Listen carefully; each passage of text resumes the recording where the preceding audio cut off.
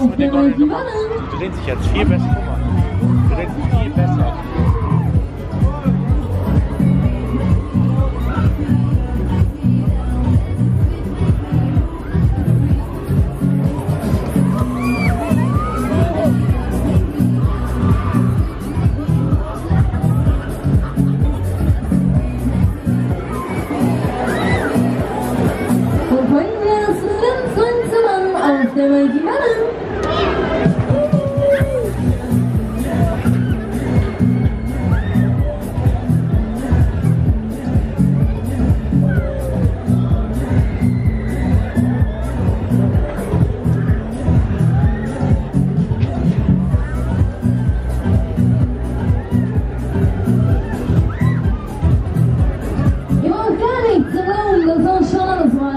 Dann zeigen wir, wie man so richtig Monster wird.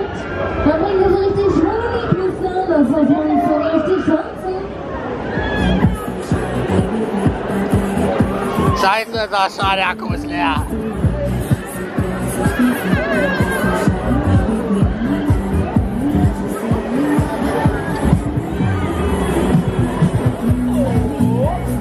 Was hab ich denn noch? Bonner Shake, ne? Das war das. Ich höre ja gar nichts, das war viel zu leise. Wollt ihr schneller fahren? Die Männchen, die Einschränkchen, die großen, die kleinen Fenster, lassen wir das Monster mal so richtig tanzen.